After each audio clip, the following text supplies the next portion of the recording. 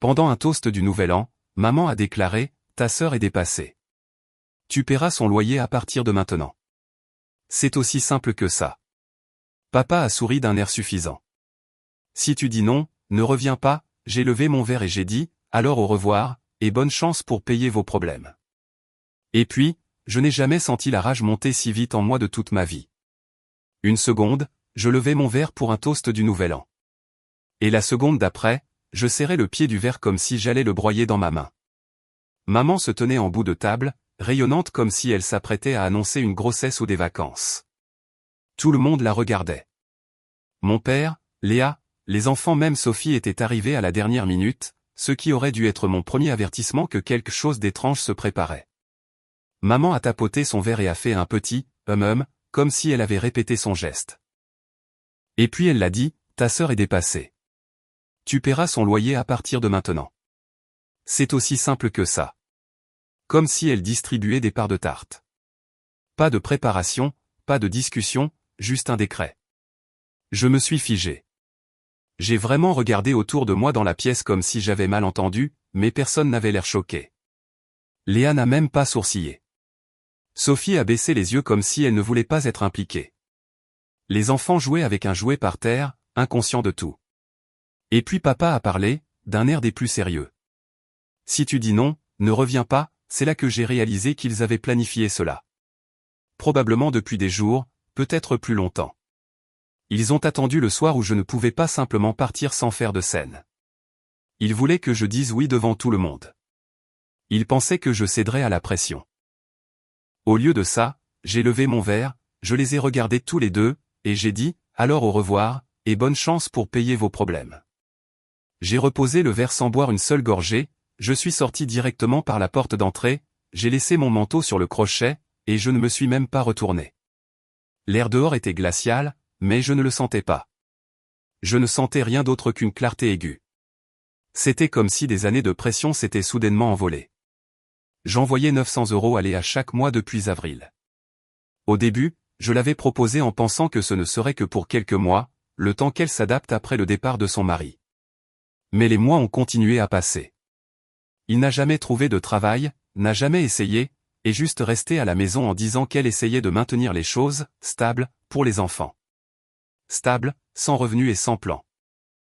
Pendant ce temps, je payais son loyer, les déjeuners scolaires des garçons et des factures diverses dont maman oubliait de me parler jusqu'à ce qu'elle soit en retard. Ils étaient tous de mèche. Ils traitaient mon argent comme une ressource familiale, pas comme le mien. Le lendemain matin, je me suis connecté à mon compte bancaire et j'ai annulé le virement. Je ne lui ai rien dit. Je voulais qu'elle le sente. Elle m'a envoyé un texto avant midi, « Salut, je crois qu'il y a eu un problème avec le loyer. » Puis un autre, 2 heures plus tard, toujours rien sur mon compte. Puis elle a commencé à appeler. Je n'ai pas répondu. J'ai tout laissé aller sur la messagerie vocale. Le dernier message qu'elle a laissé durait 6 minutes et se terminait par ses pleurs, m'accusant de la stresser. Maman a appelé le jour suivant, pas pour prendre de mes nouvelles, pas pour s'excuser, mais pour me faire culpabiliser. Elle a dit que je les avais embarrassés devant les enfants, que j'avais blessé Léa plus que je ne l'imaginais. Je lui ai dit calmement que je ne paierais pas un centime de plus. Elle m'a raccroché au nez. À la fin de la semaine, Sophie m'a envoyé un message, juste un texto court et gêné. « Ça va ? » Je lui ai dit que j'allais bien. Mieux, en fait. Elle n'a pas répondu. Le silence s'est étiré. Personne ne m'a demandé comment j'allais. Personne n'a proposé de parler. Léa est restée silencieuse pendant quelques jours aussi, puis a commencé à publier des choses vagues sur Facebook sur le fait d'être trahi par les personnes les plus proches de vous. Et moi, je regardais, non pas parce que ça me plaisait, mais parce que j'en avais fini. Fini d'être la banque. Fini d'être la responsable. Fini de jouer le rôle dont ils avaient besoin pour ne pas avoir à affronter leur propre vie. Ils y réfléchiraient à 2 fois avant d'essayer de me manipuler à nouveau. Et je n'avais même pas encore commencé ce que j'avais vraiment prévu. Les premiers jours sans eux, c'était comme se réveiller d'une anesthésie. Mon corps était encore endolori, mais ma tête était claire. Je ne répondais pas aux textos, je ne décrochais pas les appels, je ne m'excusais ni ne me justifiais auprès de personne.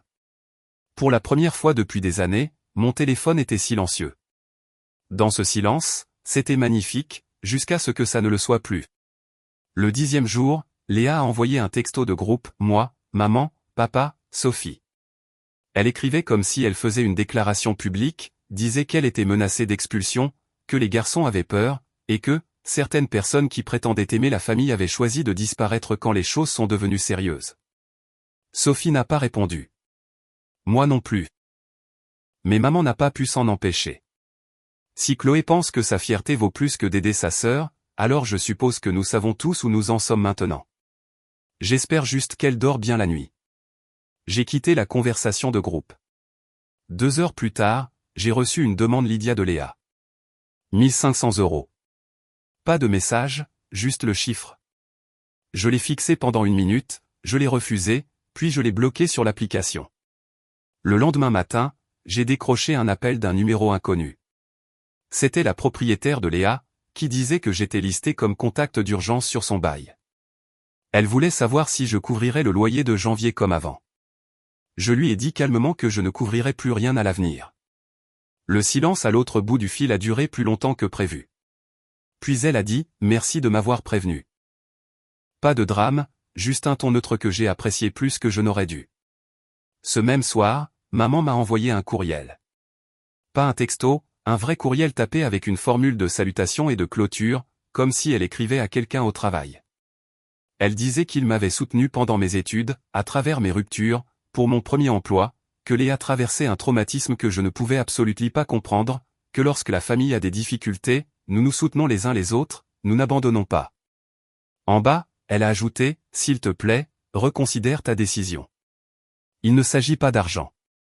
Il s'agit d'être un être humain décent. » Cette phrase m'a fait serrer la mâchoire. J'avais passé des années à les aider tous discrètement. Quand le camion de papa est tombé en panne il y a 2 hivers, j'ai viré 650 € avant même qu'il ne le demande. Quand maman a dit qu'elle n'avait pas les moyens de faire les courses, je l'ai associé à l'une de mes cartes. Quand Léa a dû aller aux urgences après que son plus jeune a eu de la fièvre et qu'elle a paniqué, j'ai payé la franchise. Et d'une manière ou d'une autre, à la seconde où j'ai dit non la toute première fois je n'étais plus un être humain décent. C'est là que j'ai appelé Sophie. Elle a décroché à la 2e sonnerie et semblait étrangement nerveuse. Je n'ai qu'une question, ai-je dit. Est-ce que Léa cherche au moins un travail? Il y a eu une pause. Puis elle a dit, non, elle ne cherche pas, c'était tout ce que j'avais besoin de savoir. Je lui ai dit que je leur avais tout coupé. Plus de loyer. Plus d'aide. Plus de dépôt discret. Plus de commandes Amazon livrées à leur porte. Plus de code de retrait Carrefour envoyé par texto à Léa quand elle avait besoin de couches. Je pouvais entendre dans la voix de Sophie qu'elle essayait de savoir quoi dire, si elle était censée les défendre ou non. Au lieu de ça, elle a dit, honnêtement, je pense que tu fais ce qu'il faut. J'ai réalisé à quel point c'était rare, quelqu'un de ma famille me disant que j'avais raison sans immédiatement enchaîner avec une tentative de culpabilisation. Ce que je ne lui ai pas dit, c'est que j'étais allé plus loin que simplement annuler les virements de Léa. J'ai aussi annulé les 180 € mensuels que j'envoyais à papa quand il prétendait que le toit fuyait. Les 280 € supplémentaires que maman disait avoir besoin pour des raisons médicales, mais qu'elle utilisait pour ses escapades du week-end. J'ai même appelé l'école où vont les enfants de Léa et j'ai clairement indiqué que je ne financerais plus rien sous mon nom. Tout ça, c'était fini. Et j'attendais, non pas parce que je voulais les voir s'effondrer, mais parce que je savais que ça arriverait. C'est le problème avec les gens qui se nourrissent des autres trop longtemps. Ils oublient comment se nourrir eux-mêmes. Ils voulaient que je sois la méchante. Alors, je leur ai offert le silence à la place. Et ce silence était plus assourdissant que tout ce que j'aurais pu dire. Mais ce n'était que le début. La débâcle avait déjà commencé, et ils ne s'en rendaient même pas encore compte. Les choses ont commencé à se produire plus vite que je ne l'avais prévu. Ce n'est pas le silence qui est venu en premier. Après que je leur ai tout coupé, c'était comme si j'avais disparu. Pas de texto, pas d'appel, juste un vide. Mais ce n'était pas un vrai silence. C'était le calme que l'on ressent avant que le sol ne s'effondre. Ils ne me contactaient plus. Je m'étais rendu intouchable, alors ils se sont tournés vers la meilleure option suivante, Sophie. Ils ont supposé qu'elle serait plus facile à convaincre. Ils n'avaient pas tort au début. Elle a toujours été le tampon, celle qui dit « d'accord » juste pour maintenir la paix.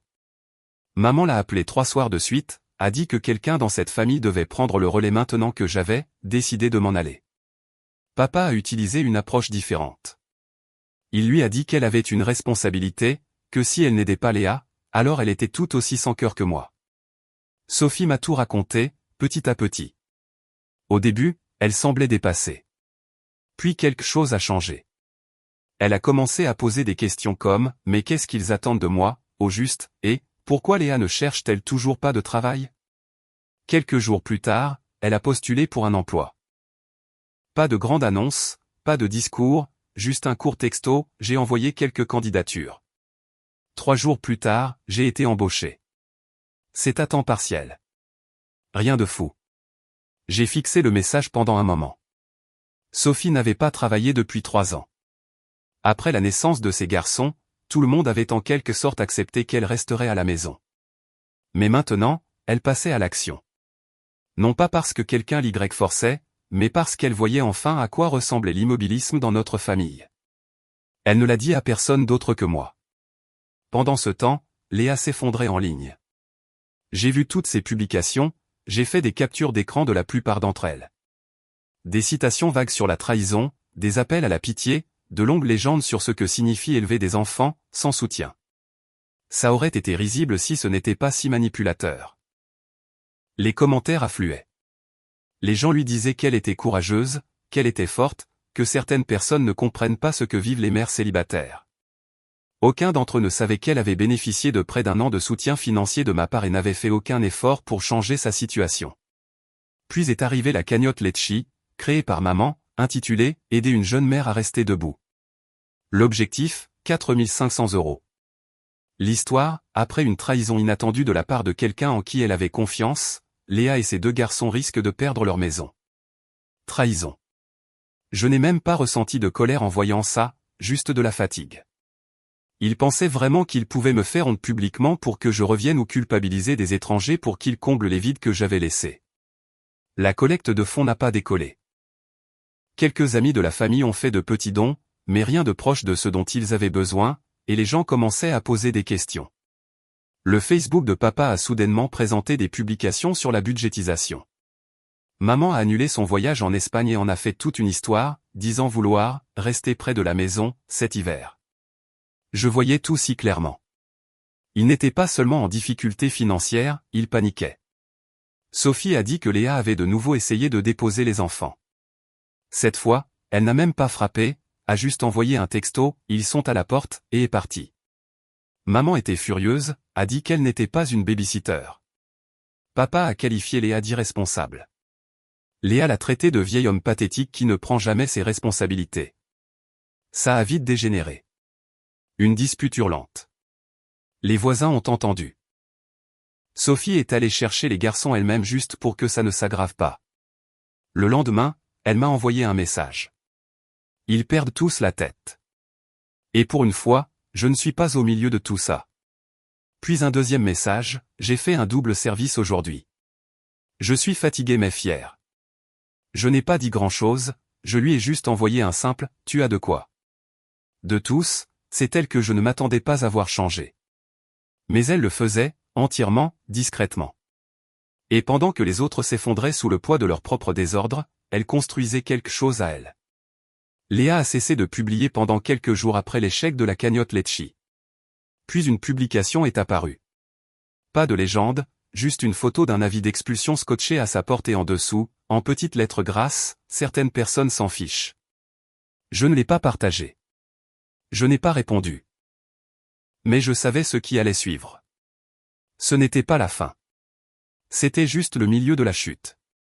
Début février, les fissures n'étaient plus des fissures, c'étaient des failles béantes. Et les conséquences n'étaient plus simplement gênantes. Elles étaient réelles, tangibles, bruyantes. Léa a été officiellement expulsée. L'avis qu'elle avait publié en ligne n'était pas un bluff. Ce qu'elle n'a pas publié, c'est la partie où elle a débarqué chez mes parents avec ses 2 garçons, 3 valises et aucun plan. Papa a appelé Sophie le soir où c'est arrivé, a dit quelque chose comme quoi Léa n'avait nulle part où aller, que c'était juste temporaire. Mais Sophie m'a dit plus tard qu'il avait l'air effrayé. Pas inquiet, effrayé. comme si le poids de tout ce qu'il avait contribué à créer lui tombait enfin dessus. Les garçons n'avaient nulle part où dormir, sauf sur un matelas par terre dans ce qui était autrefois la salle de bricolage de maman. En 2 jours, la maison était un chaos. Des tout petits qui crient, du linge sale qui s'accumule, Léa qui se dispute avec maman pour les courses. Papa aurait dit à Léa de commencer à chercher du travail immédiatement, et elle a rétorqué qu'elle était trop épuisée émotionnellement pour faire ça maintenant. Puis quelque chose s'est produit que personne n'avait vu venir. L'ex-mari de Léa est apparu. Il ne lui avait pas parlé depuis près d'1 an, depuis qu'il avait déménagé et disparu de la circulation. Nous pensions tous qu'il était parti depuis longtemps, vivant probablement dans un autre état. Mais il s'est avéré qu'il avait gardé un œil sur la situation par l'intermédiaire d'un ami de la famille. Et quand il a appris l'expulsion et la cagnotte Lecce, il a décidé qu'il en avait assez. Il est arrivé avec des papiers, une demande de garde. Il veut la garde exclusive des garçons. Sophie m'a appelé à la seconde où elle l'a appris.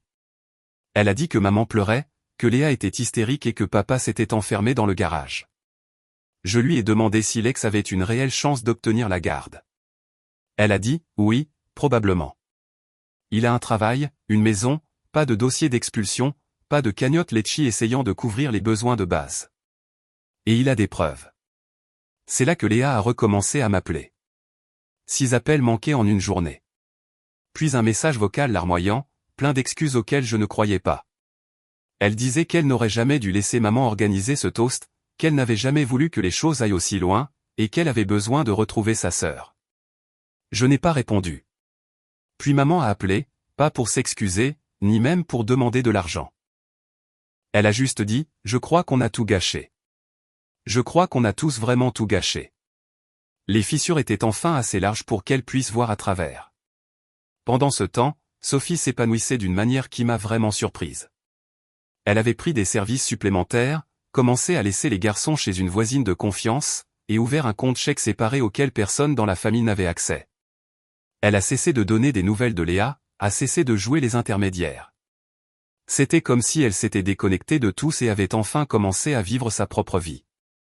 Elle m'a dit qu'elle pensait à reprendre ses études, quelque chose en ligne, rien d'extraordinaire, juste pour remettre le pied à l'étrier. Elle m'a même demandé de l'aider à rédiger un CV. Et la façon dont elle l'a demandé, ce n'était pas comme quelqu'un qui cherche de l'aide.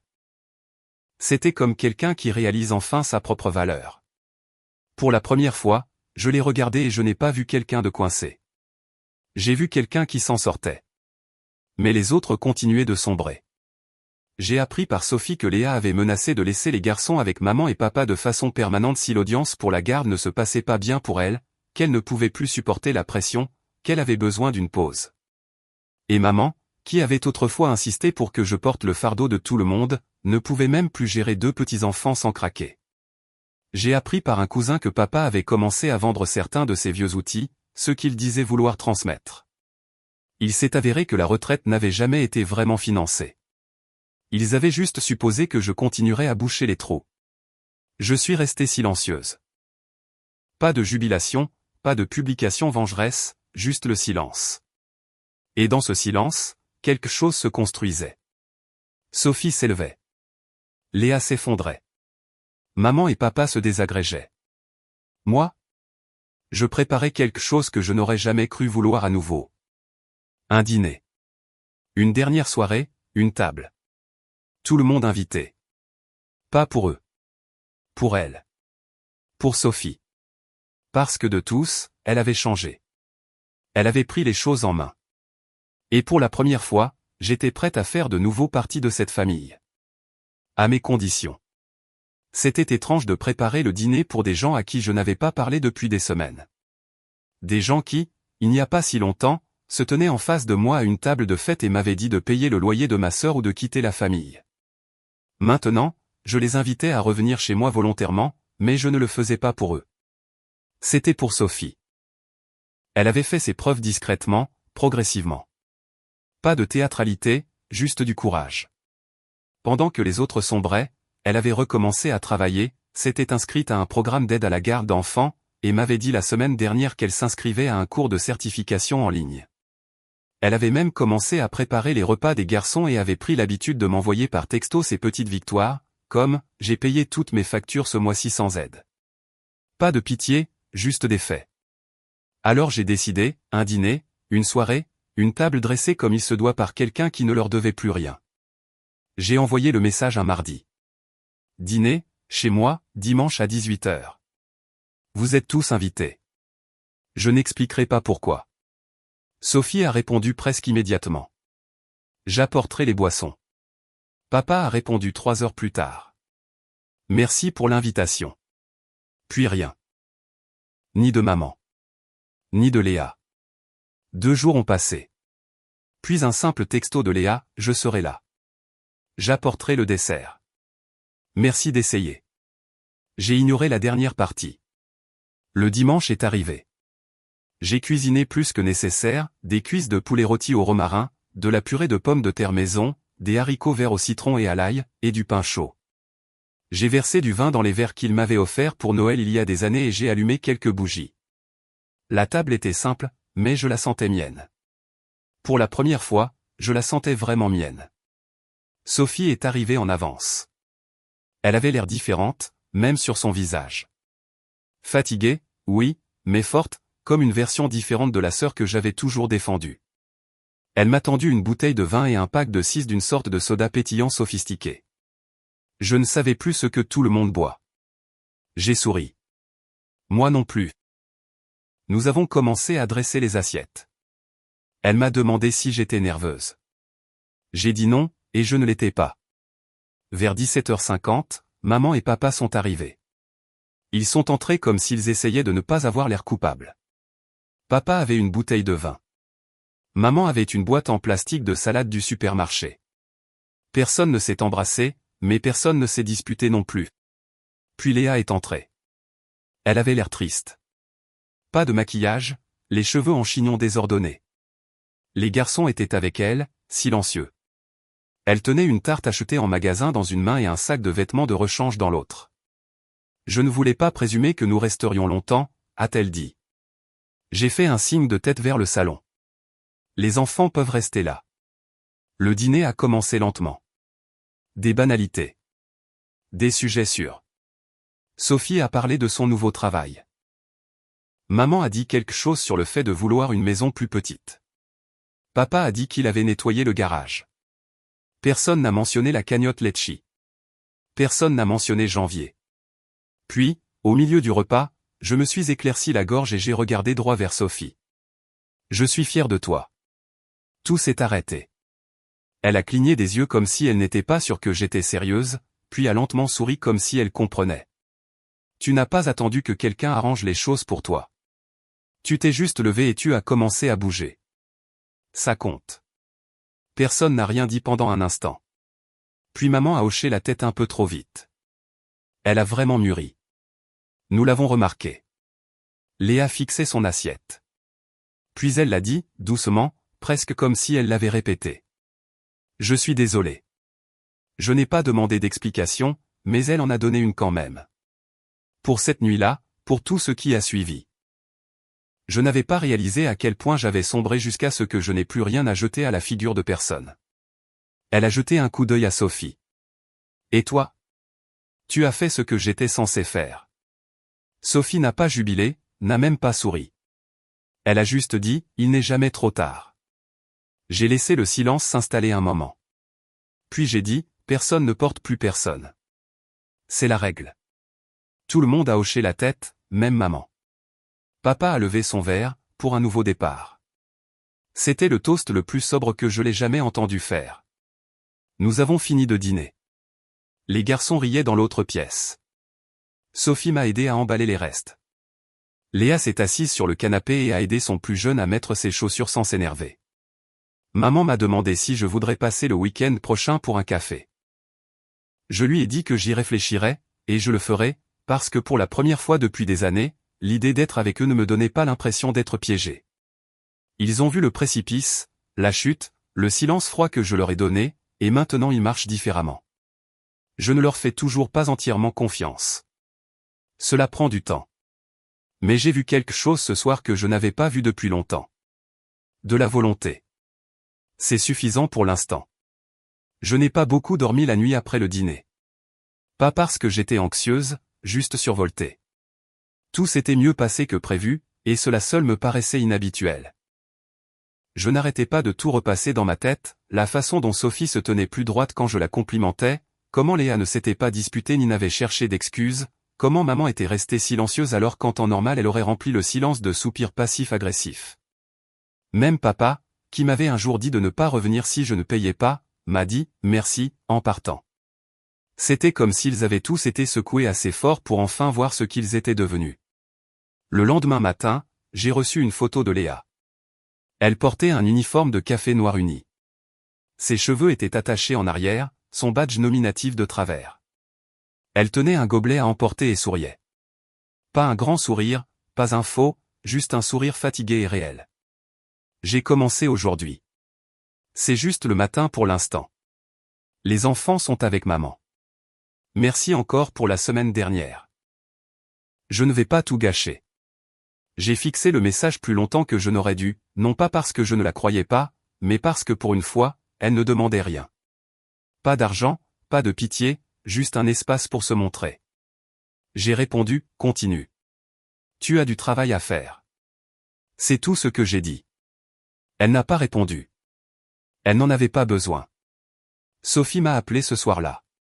Elle m'a dit que Léa lui avait posé des questions sur la budgétisation, qu'elle voulait savoir comment commencer à payer son propre loyer. Pas immédiatement, mais à terme. Je crois qu'elle a peur, a dit Sophie, mais de la bonne manière. Nous sommes restés au téléphone pendant près d'une heure, à parler des horaires de travail, des enfants. Pour la première fois, nos conversations n'étaient pas truffées de politique familiale ou de gestion de crise, juste deux adultes avec de vraies vies qui parlaient comme des sœurs. Quelques jours plus tard, maman m'a invité à prendre un café. J'ai hésité, mais j'y suis allé. La maison semblait plus petite que dans mon souvenir. Pas physiquement, mais en énergie plus calme, comme si l'air à l'intérieur s'était apaisé après des mois de cris et de tension. Elle avait fait des muffins. Je n'en ai pas mangé, mais je l'ai remerciée. Elle m'a demandé comment allait le travail, comment s'était passée ma semaine. Pas une seule fois elle n'a mentionné l'argent. Pas une seule fois elle n'a demandé si je reconsidérerais l'idée d'aider pour quoi que ce soit. Quand je me suis levé pour partir, elle m'a prise dans ses bras, une vraie étreinte, et n'a rien dit de plus. Ce n'était pas parfait. Ça n'effaçait pas tout, mais ce n'était pas faux. Ce week-end-là, papa est passé chez Sophie pour réparer une fuite sous son évier. Il ne lui a pas fait la morale. Il n'a pas apporté ses outils comme pour se donner en spectacle. Il est juste venu, a fait le travail, et a dit au garçon d'arrêter de grimper sur le canapé comme des fous en partant. Puis est venu le dîner numéro 2, cette fois chez Sophie. Tout le monde a apporté quelque chose. J'ai apporté des légumes rôtis et une bouteille de vin. Léa a apporté des biscuits faits maison. Ils étaient un peu trop cuits, mais personne n'a rien dit. Maman a fait une salade. Papa a même aidé à mettre la table. Les garçons jouaient dans le jardin. Pas de cris, pas de tension, juste le son d'enfants étant des enfants. Au milieu du dîner, Sophie s'est penchée et m'a chuchoté, « Tu te rends compte que personne ne t'a rien demandé ce soir ?» J'ai regardé autour de moi. Elle avait raison. Nous nous sommes assis sur sa petite terrasse après, juste toutes les deux. Elle a pris une gorgée de vin et a dit, « C'est bizarre. Je crois qu'on est enfin en train de devenir la famille qu'on a toujours dit qu'on était. Pas parfaite, pas fusionnelle, mais réelle. » J'ai hoché la tête. Parce que quelqu'un a enfin dit non. Et c'était ça. La vérité de toute l'histoire. Le pardon n'est pas arrivé dans un moment dramatique avec des larmes et une musique grandiloquente en fond. Il est venu discrètement, autour d'un café, au fil des services au travail, avec le temps. Je ne leur fais pas entièrement confiance. Je ne le ferai probablement jamais. Mais je suis convaincu qu'ils ont entendu le silence que je leur ai donné. Je suis convaincu que quelque chose s'est fissuré assez largement pour laisser entrer la lumière. Et pour la première fois depuis des années, je n'ai plus l'impression d'être celle qui tient tout ensemble. Nous tenons chacun nos propres morceaux maintenant. Et peut-être que c'est à ça que la famille est censée ressembler.